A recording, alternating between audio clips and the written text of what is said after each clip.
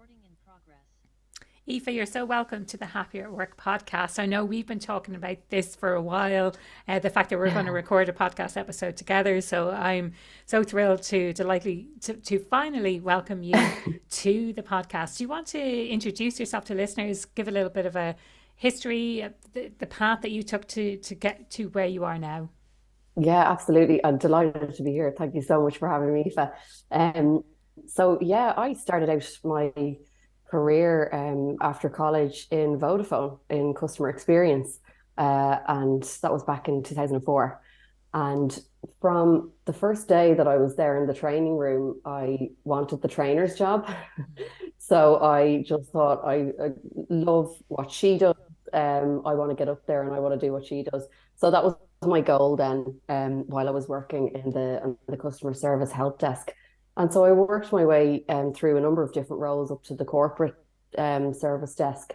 And I was 2 years in at that point and very much on first name terms with all of the training department, doing my best to bang that door down and get a job in there. So eventually a role came up, and I had enough experience as a subject matter expert at that point on the help desk that I was successful in the interview process and I had found my calling at that point. I just felt so at home, standing up in front of people, delivering products or training services that I designed. So I spent over 4 years doing that at Vodafone, moving around different types of training roles. So not only customer service, but then retail, so frontline retail staff, as well as account management. So I worked very closely with our enterprise department there as well.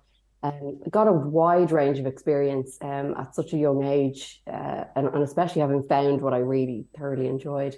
But then the opportunity for redundancy came up, and at that time, a friend of mine was moving to Canada and said, "Why not come with me?" So I said, "Absolutely, why not?"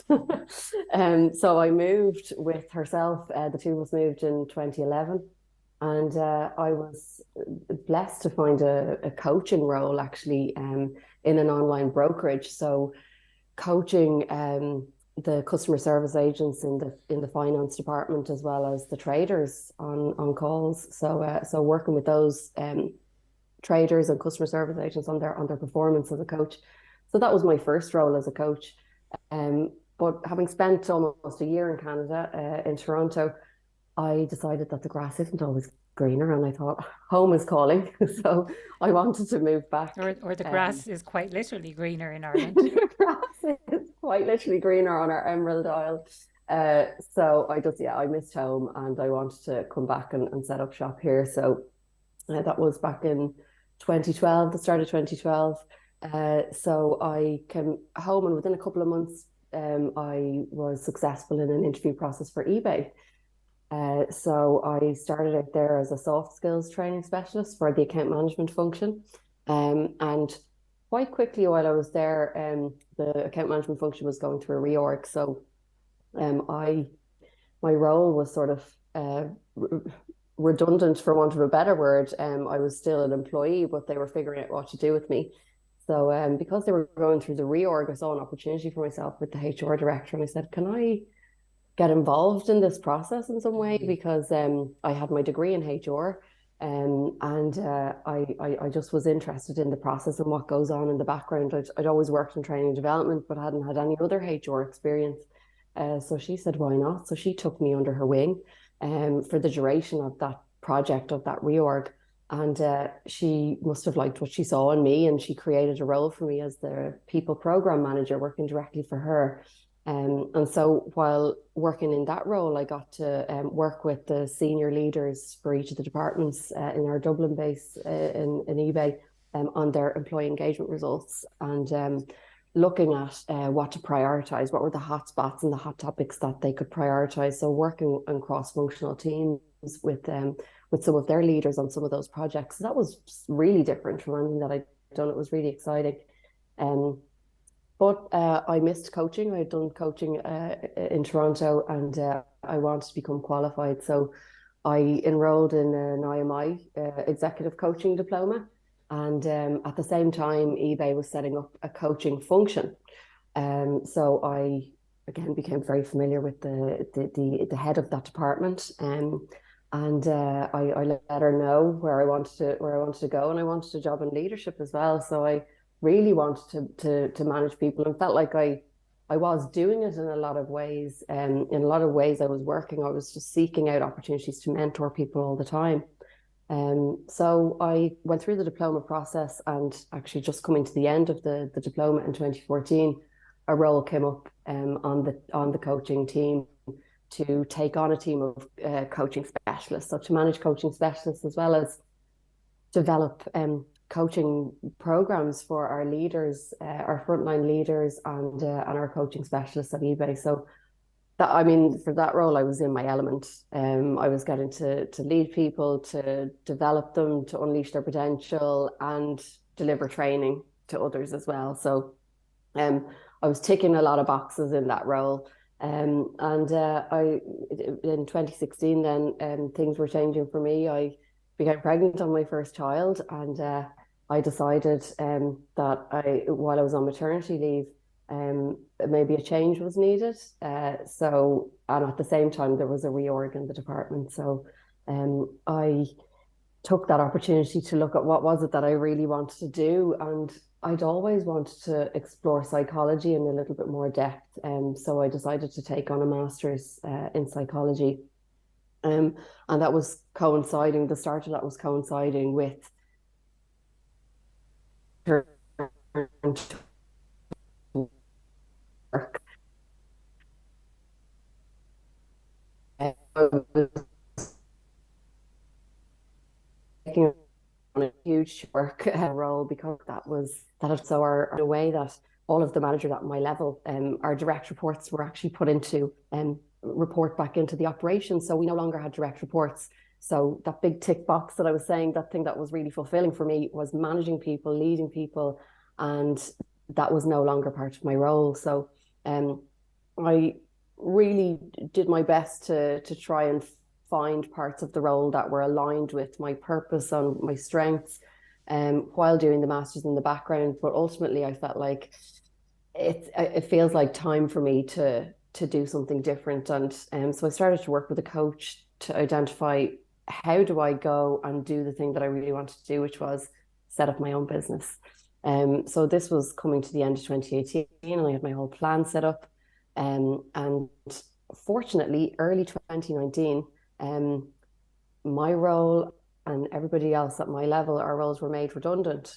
So I had a nice redundancy package behind me. I had the dream of setting up my own business. So everything was set in motion for me to do that. So I've been riding that dream ever since. So I'm out on my own now, since 2019, working both as an independent consultant, designing bespoke leadership programs for organizations, as well as running executive coaching on a one-to-one basis, and also doing some associate work with the training and development consultancy. And then a couple of years ago, myself and my dad decided to go into business together as well. So I have a separate business with my dad, because he's in the same line of work as me, leadership development. And we've set up Donovan Learning.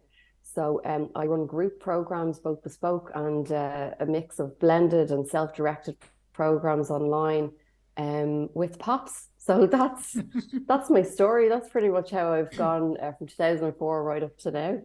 Love it. And like there's so much that I took away from that story. If I can kind of address or just highlight those issues for you and for listeners before we go on to kind of talk about the main thing that we want to talk about today.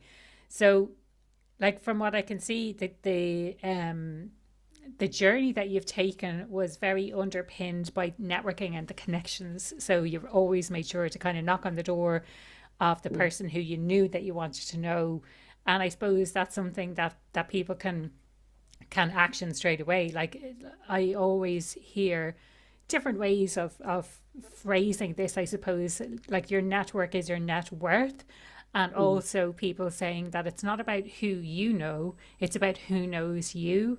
And, you know, from a personal perspective, that's becoming more and more apparent to me, because I'm quite active on social media, And I've always been the kind of person that if I see someone repeatedly, so if they're interacting with my stuff or if they're posting regularly on social media as well, and I see it, then I'll know who they are.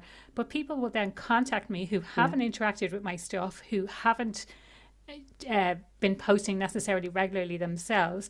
And therefore, I have no idea who they are, but they might feel like they know me because I post so much, and they might listen to the podcast or something like that. So I suppose it's thinking about not from the perspective of who you know, but who knows about you and what you want and what your aspirations are.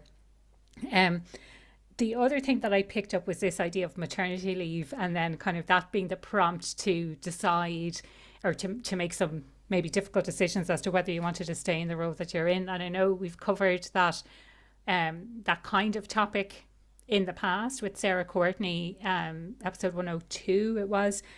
So this idea of supporting women to come back to the workplace, but we haven't really looked at it from the perspective of the individual woman and the decisions that are often taken, you know, when they have their first baby and things like that. So just a couple of things that I wanted to kind of to float the idea around, I suppose, and to illustrate to people in someone's career journey, you know, these are the things that are important, or these are the kind of milestones that you need to be aware of. Yeah, absolutely. Especially as a leader, if you're leading a team, to be aware of those challenges facing women coming back into the workplace.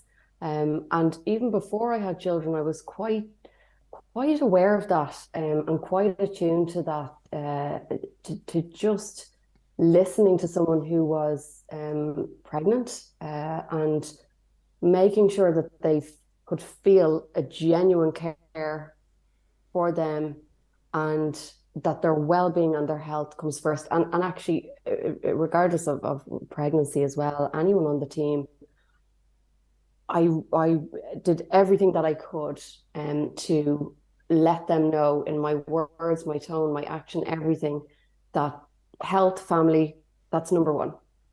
So if anybody was ever fearful of having to share something with me, like a pregnancy, what does this mean for my career, or that they had a sick parent or someone at home that they needed to spend some more time with, and they needed a bit more flexibility, I always held on to that belief that it's a give and a take. First of all, from a human perspective, I could need that same flexibility from them, as their leader in the future, but as well, how would I feel if I was in their shoes? And so I always felt like that if somebody came to me with you know, they telling me they were pregnant, and then, you know, there's a lot needed to support them in terms of giving them time off. And I remember there was one girl on my team a number of years ago who, unfortunately, she had a miscarriage on her first baby, and when she came back to work, and she was working for a number of months, and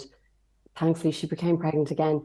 And I knew that, even though I hadn't been through it at this point myself, I just knew how tough that must have been for her, and the worry, every scan, every appointment, and just for her knowing that she had me behind her, supporting her, it just took that worry away. And she would say that to me on many occasions. And I said, look, just work your appointments around what suits you, you know, so that you can go and have a coffee or a break with your partner afterwards. So I think those things are really important for leaders to be aware of, to be sensitive to. Even if you haven't been in the situation yourself, just it comes back to empathy, doesn't it? It's just, how would I feel if that was me, or if that was someone who's really close to me, a family member? How would I want them to be treated? And then likewise, coming back into the org, or even while they were off, I would, before they went off, actually, I'd ask them, do they want a check-in? Do they want me to fill them in on what's going on, changes on the team, changes in the organization every quarter? And they all did, actually, and they liked just a text, you know, so this person has moved, they won't be on the team anymore when you come back. Just a couple of little check-ins across their leave, and then communication on their journey back, you know, coming back into the office. meeting up in person with them for a coffee outside of the office, meeting up in a cafe somewhere, and just reassuring them that that I was there to support them, and that I would do everything to make that transition back as seamless as possible. So I used to suggest come back on a Wednesday, so you only have or a Thursday, so you've just got a couple of days. Take shorter days if you want, that's okay.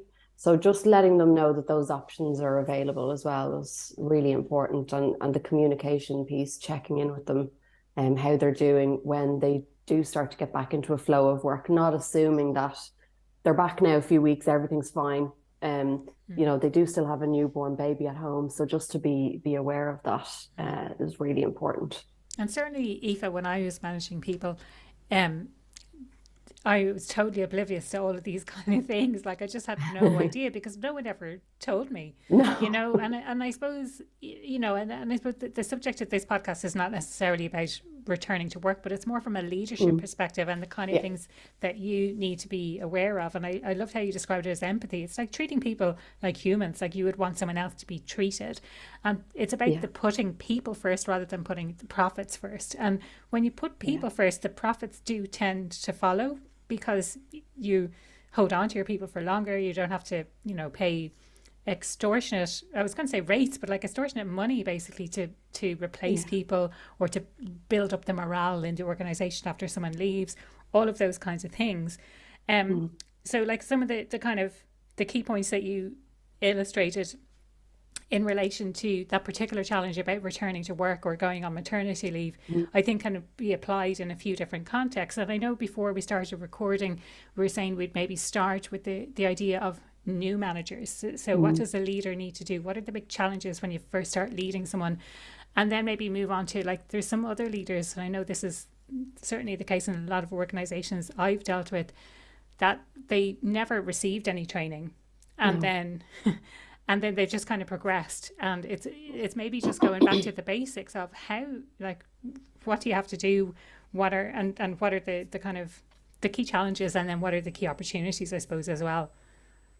Yeah, I agree. For oftentimes new managers don't get the training that they need coming into a new role like this, and sometimes they were hired into the role because they were a super operator. They were super at the jobs they did. They were high performing, but not necessarily because of leadership skills. And so that leadership skill could be missing. And so they're not given the training that they need. So I always talk to leaders about expectations from the start. So have a conversation with your manager as early as possible on to identify what will they accept as evidence that you've been successful in the role after 6 or 12 months, so that you know what they're pointed towards and what they're prioritizing. And you know what the measure of success looks like from their perspective. They're the ones who are appraising you. And then also expectations from your staff. So sitting down and spending time with each of your team members, introducing yourself, allowing them to introduce themselves, getting to know them, starting to get to know what they expect from you, how they like to be managed, how they like to be communicated with, and then discussing your style as well and meeting somewhere in the middle and getting a good read on what motivates each of your staff members as well. There are great tools that you can use to do this, because it might be something that they haven't been asked about before. It could be a big question for them, what motivates you, or what's your preferred management style. I like a book called The Tao of Coaching. It's by a guy called Max Landsberg. And there are some really fantastic tools in that book. But one of them is in the appendix, actually. It's a list of different ways that people appreciate, or ways that people are motivated to do a task. And you can offer these to your employees, a range of different ways that they like to be motivated, and you could get them to rate their top 5 or something like that, so that you're getting a sense of how they like to be, or what's going to motivate them rather. So getting that real sense of, what does my leader expect? What are the measures of success? What do my team expect from me? and sharing in the same vein what you expect from them, but also starting to get to know them on a personal level and what motivates them, I think is a really important place to start in your new role as a manager. What kind of things does he talk about in the book in relation to motivation? Like, what does he have, say, a list of 5 or 6 different specific things that people are motivated by, or how does that work? Yeah, he has a load. So there's a number of different ways. Actually, in the That's a appendix of the technical book term. is He where I would has a recommend you load. go. He's a load, loads of different ways that people are motivated.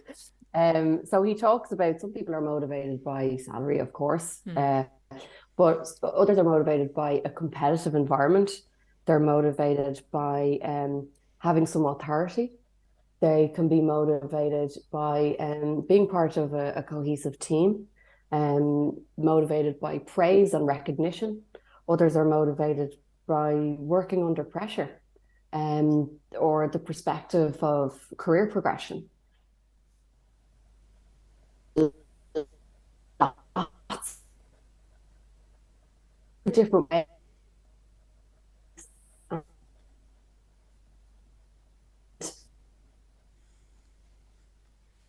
It's so different for everybody. So everybody is motivated in different ways. And just starting to take some time to get to know that is really important. Yeah, no, I love that. I think just asking the question, and asking people, I suppose, how do they like to be managed? Because not everyone likes to be managed in the same way. And, this has come up in a lot of Mm. conversations I've had recently, and I've had direct experience of this myself, of a micromanager or a manager who compares you Yeah. to, say, some of the other team members as well. Any thoughts on that, on maybe why that happens, or what we can do as individuals, or if you recognize yourself as being the micromanager, what steps you can take to address it? Yeah, I'm going to harp on about this book again because there's another great tool in this book called the Skill Will Matrix. So what Landsberg recommends you do is have a look at this. Well, you could draw it out on a page. Essentially, what you could do is just have an axis. So along the bottom axis, have the skill, and along the left-hand axis to right, will. And what you're doing is you're assessing your employees' level of skill from low to high and their level of will from low to high. And then what that allows you to do is look at a quadrant, and see where are your team members plotted on this matrix in each of the different quadrants. So you've got some of your team members who you perceive are of low will and low skill. And for those, the aim of your coaching and your management style really should be a direct approach. So some coaching, but more training, helping them to be really clear on the brief, what's expected of them in relation to their performance around specific tasks, and helping them to break tasks down into bite-sized chunks so that they can see their progress over time, and that they're getting those quick wins as well. And praising and nurturing those people that are falling into that quadrant. There's also then people who are highly skilled, but the will is low. So something may have happened that demotivated them. Maybe they missed out on the latest promotion, but they're highly skilled workers, so they are capable. And so your aim of coaching or your management style really is to figure out what's going on, what went wrong, by spending some time with them, listening to them, asking them questions, being an effective coach. And once you've identified what it is, then again, setting out a really clear briefing with them on what's expected, and helping them to break that down into an action plan. Praising, nurturing, and again, going back to conversations that you've had with them around what motivates them, and bringing that back in and making sure that you're satisfying those needs in terms of their motivation. And then if you think about that quadrant, moving up into the top right-hand corner of that quadrant is the star performers. So people who are highly skilled and have the will, they've got high will. What you want to do with those people is, if you've set those people a task, but you're micromanaging, that's probably going to push them further into demotivation. So what you want to do is keep that motivation up. And that's your aim of coaching or your management style there is to delegate. And so you're looking for opportunities to invite them into the process. So where you set the objective with them, but you don't set the method, you allow them to come up with the process themselves, as well inviting them into decision making where it's appropriate. So asking them what they think and stepping back, letting them have free reign over a project will really keep them in motivation. And then you've got the last quadrant, which is people who have the will. There's high will there, but the skill is low. So these might be your new members to the team, and your management style there is guiding. So you're training them a lot, of course.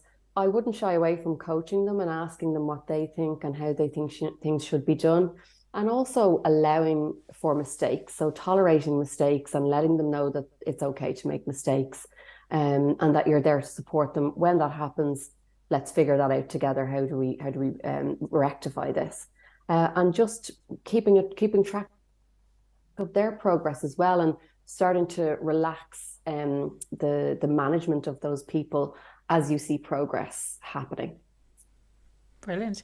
And like, I suppose one of the things that often comes up in conversations is the challenges around becoming a first time manager. So any thoughts around that? Like, you know, I always hear this anecdotally, and I've never seen research necessarily back it up, but I hear so many people saying it and talking about it, is the fact that if you perform really well in the individual contributor role, and like the example that's often used is sales. So if you're a really great salesperson, it doesn't necessarily translate into being a really great manager of salespeople. So any thoughts on kind of making that transition? And when I say the transition, it can be the transition from the perspective that you're moving into this role, or perhaps you've been in a management role for a while, but you haven't necessarily received the training. Like what would you say are the kind of the basics to get right? Yeah, great question. I would say go by the mantra, what got you here won't get you there.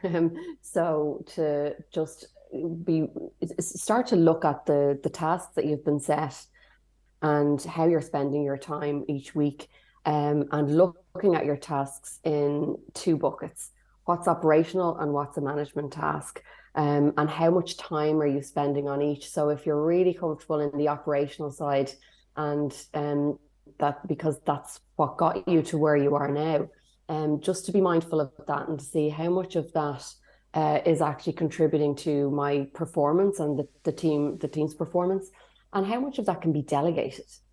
So where can you delegate to those people who, if we look at the skill will matrix again, look at those people who crave that, who are looking for those stretch tasks that are going to motivate them. And potentially those highly skilled workers who are lacking the will, who need that motivation as well. So looking at how can you delegate effectively to others on the team, and then looking at your management tasks and how effectively are you doing those, and how much time are you spending on those. Now, of course, when you're looking at delegating, you need to ensure that the task suits the level of the role that the person is at that you're delegating to. So of course you're not going to delegate things like grievances, but certainly the operational tasks can be moved on and moved off your plate. I often hear that people are afraid to let go of some of that stuff because that's what they were praised so highly for in the first place, and that's why they believe they achieved the promotion, is because they were so exceptional at that. But you don't want to become the most highly paid highly skilled operator on the team. You're there to manage the team. You're there to achieve results through other people. And your team needs you in terms of developing their skills, building their development areas, building on their strengths. So I'd say that's a great place to start, is to look at your role now, look at the tasks that you're doing day to day, separate them out into the two buckets, and then decide which need to be delegated and how much time am I actually spending leading and managing my team. Yeah.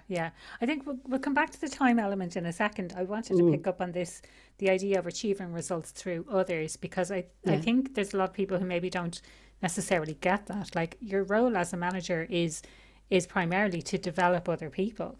And the results that you achieve are the results that you get through developing those other people to do their jobs more effectively. Essentially, like at its crux, that's really what a manager is. So I wanted to kind of reiterate that point.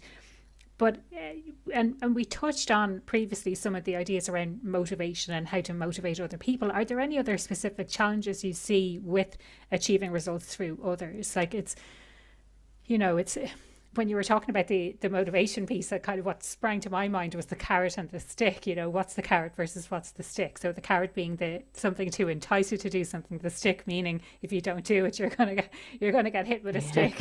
Any other thoughts around the challenges faced by leaders around this idea of being able to achieve results through other people, without actually doing the work yourself? So, Aoife, that just froze a little bit on me. So I just missed that question. If you could ask it again, sorry. Yeah, no problem. It's going back to this idea of achieving results through others, and what are the challenges you see that leaders face? So we touched on some of the points in relation to motivation and the carrot and the stick, which is what sprang to my mind when I heard about these different frameworks. But the achieving results through others, are there any specific challenges that you see in addition to motivation? Because essentially what you're trying to do is achieve results through someone else without actually doing the work yourself. I always go back to as much as you can as a new manager to follow the principles of transformational leadership, and in a lot of ways you can't go wrong. So the theory of transformational leadership is based on 4 pillars. And if we look at each of the 4 pillars, so the first one is inspirational motivation. The second is ideal influence. The third is intellectual stimulation. And the fourth is individualized consideration. So if we look at each of these and what each means, you're addressing the different challenges that you're facing as a leader through embodying these sort of behaviors. So if we look at the first one, which is inspirational motivation, this is a leader who, where they can, co-creates the vision of the team and what the team is trying to achieve with the team, as much as you can involve people in that process. When people feel involved in the process and involved in the creation of a vision or a team charter, they're far more likely to want to work on that team and for that leader. And where the leader can be as clear as possible on what's expected. So what's expected of each member of the team and what's expected of the team collectively to achieve this vision. They're going to have people follow them. So helping people to set high and reasonable objectives is really important. If we look at the idealized influence, so a transformational leader is one who is a really strong role model for their teams. So they lead by example, and they consider the needs of their team really carefully, and they prioritize those needs, because when that doesn't happen, that's when challenges can arise. That's when you hear of some disgruntled employees in a team where they don't believe like the manager has their back, and they don't believe like the manager is a good role model. They would not want to behave in the way that their manager behaves. That's where you can see some broken trust and some issues in teams. If we look at the intellectual stimulation pillar, so this is a leader who encourages their team members to think for themselves. They encourage creativity, innovation. They encourage people to come forward with ideas. They encourage people to make mistakes, like what's been mentioned a while ago. It's encouraging others to make mistakes and creating an environment that's psychologically safe for people. That is crucial, because when people feel like, what's the point? My ideas aren't going to be heard. What's the point in raising this? What's the point in changing this process? It's just going to be shut down. That can create rumblings in the team and true discontent. And then the last pillar is the individualized consideration. A transformational leader invests time in the relationship with each of their team members. They're they're truly caring, they're truly supportive, and they're a mentor for each of the members on their team. And they truly care about each member's individual development. Again, you can see issues in a team, challenges that leaders face when people feel like that time is not being invested in them. Whereas when you have a manager who truly believes in your potential more than you believe yourself, you're unstoppable as an individual contributor or as an employee of that team manager. And so that type of a transformational leader will invest time in each member of the team in their development, will listen to them. What is it that you want? And that's a non-negotiable, that time is dedicated to people, no matter how busy the month gets, that there is time dedicated to having those conversations. And that means a lot to people. So out of each of those different pillars, I believe that a lot of the challenges that leaders face can be addressed.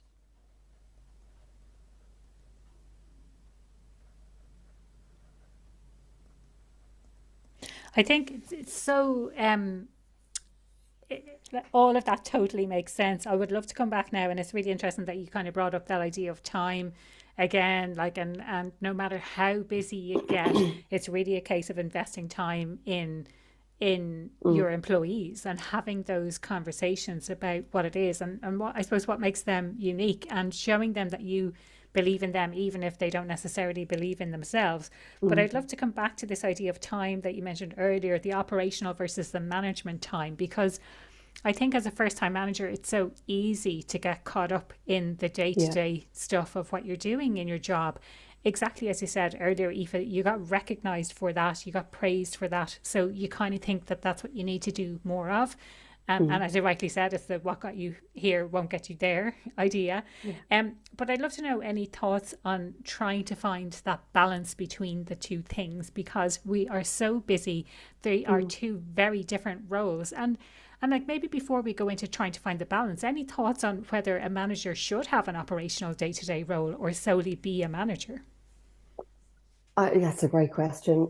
I think that most of their roles should be focused on managerial tasks, unless there are operational tasks that need to be signed off on by them, or where they're in a particular line of work where the manager does need to step in at times. But ultimately, I don't think that's the best use of the manager's time. You could argue in certain industries that they do need to have that a certain amount of time in their week dedicated to operational tasks or jumping back into the role. But from my experience, a manager is best placed in the leadership role, where they are focused on the different pillars that we've talked about there around transformational leadership, around developing others, focused on leading the team. How am I clearing the path for my team to be successful? How am I clearing out obstacles? How am I being the voice of my team at the senior leadership table? All of those different challenges that a manager faces, I believe, should take up the bulk of their time, for sure. Yeah, so essentially what we're saying is that given the balance between operational and managerial, in an ideal scenario, the majority of that time, I don't know, like, let's take a guess, 95%, with exceptions like maybe signing off on something, or something needs to get escalated to a managerial level, someone who has sign off, someone who has better clout, maybe within the business or with the client or something like that. How about in the situations where that's not really the case, where it's almost 50-50, and you're trying to balance that time between being a manager and I suppose it's moving away from the ideal scenario and looking at what's actually really happening out there at the moment. And a lot of companies are under resourced, and managers are doing the operational day to day in addition to being responsible for managing the team.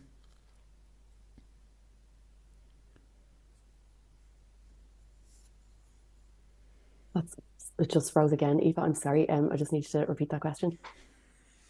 I was so excited. It was such a great question.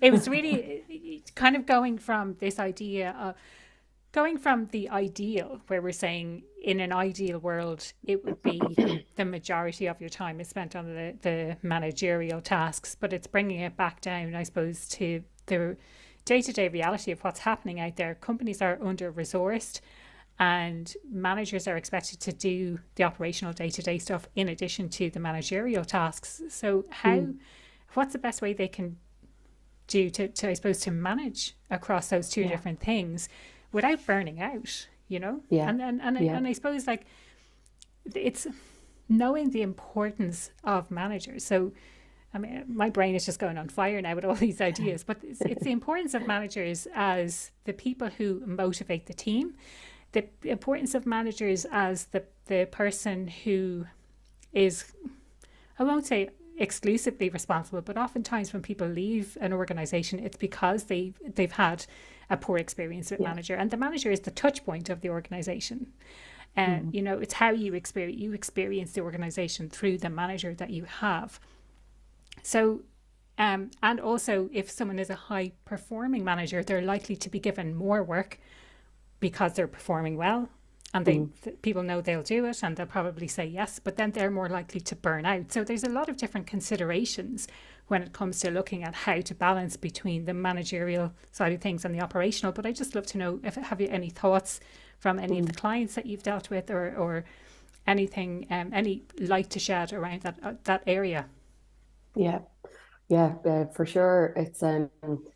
It's a massive issue, worker shortage, and that it's like a residual hangover from COVID, that from the pandemic, that we became much more productive being at home, being shut off, and obviously that brings a lot of benefits, but also so many minuses that brings along with it. But it's as if a lot of companies haven't provided the resources, or haven't been able to provide the resources to alleviate some of that load. It's like we've set the bar higher, expected these higher levels of production from people that are possible, but like you said, could lead to burnout.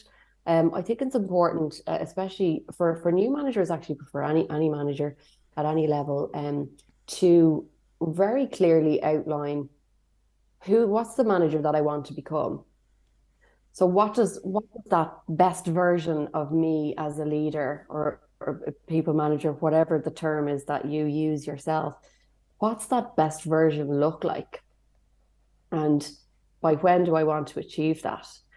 And is the way I'm operating now contributing to my future self, or is it taking me away from my future self? And I would build my goals, my own personal development goals, as well as my work-related goals, where possible, in tandem with or in collaboration with your manager. What are those goals that I'm aiming to achieve, that are going to bring me closer to that future self? And if the way that I'm working at the moment is moving me away from that future self, moving me away from the leader, the best leader that I can be, the best leader that I want to become for my people and for the future people that I'm going to lead, then what needs to change? And I would spend some time reflecting on that. If you are feeling completely overworked and like you don't have the resources to keep up with the demands, then certainly to start to reflect on that future leader, future self. What are the goals that I want to achieve? What are the steps that I need to get there? And what am I focused on at the moment that is bringing me closer? And where am I focusing my time that's actually bringing me further away? And in order for you to satisfy your own needs as a leader and to support your team as effectively as you can, as well, when I say needs, I mean not only your growth needs, your development needs and development needs to team, but also your mental health and your own health, to make sure that you're looking after yourself. So then once you've had that bit of a reflection on all of this, then to bring that to your leader and have a discussion with them. And if the way you're operating right now is not sustainable long term, then that's going to show up at some point down the line, whether that be a health scare, touch wood not, but it could show up at some point in the line when you're running on that hamster wheel, and there's you're releasing stress hormone every day and you're not getting a break.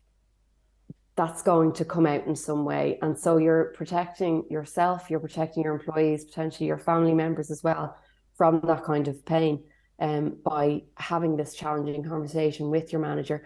But they'll appreciate, if they're a good leader like yourself, if they'll appreciate your candor, and that you've put some thought into it and you have some ideas to share around how you can start to build towards this leader that's going to be for the good of the company, for the good of your own health, and for the good of your people. So I would start there on having that kind of doing that kind of a reflection exercise, bringing the content of that to your leader, and start to look at how some of that workload could potentially be delegated or taken off the plate altogether.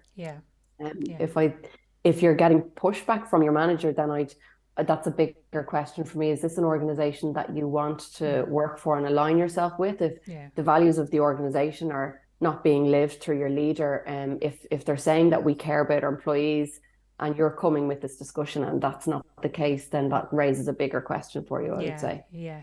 I mean, that's kind of opened up a whole other can of worms in relation to how things are done in organizations, in relation to productivity, how decisions are made, how expectations are set, how objectives are set, and how clear it is of what needs to be done and at what level it needs to be done at as well. So again, conscious of time here, don't want to be spending all day solving the world's problems.